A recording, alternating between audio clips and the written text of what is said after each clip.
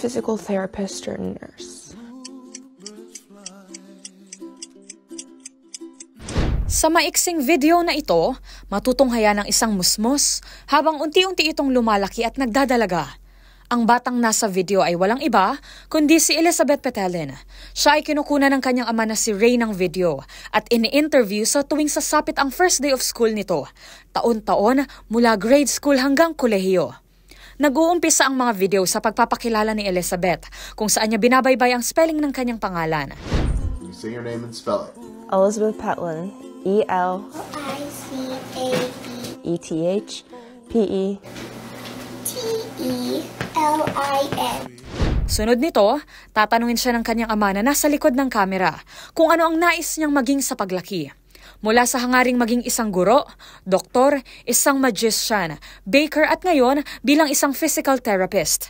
Nasaksihan ng kanyang ama kung paano unti-unting nabuo ang pangarap nito sa huling 3 taon ng dalaga sa paaralan. Ngayong senior na si Elizabeth, huling unang araw niya bilang isang estudyante. Ibig sabihin, ito na rin ang huling video na kukunan ng kanyang ama. Dahil dito, hindi naman naiwasan na maging emosyonal ni Daddy Ray. Sa video, biniro pa nga siya ng dalaga kung umiiyak daw ba ito. Laging nagtatapos ang video sa pabaong I love you ng ama at ina sa kanilang anak na si Elizabeth. I love you. I love you. Mommy and Daddy love you. Well, I want you to know we love you, but Mommy and Daddy love you very much and we hope you have an awesome year. I just want you to know that we love you.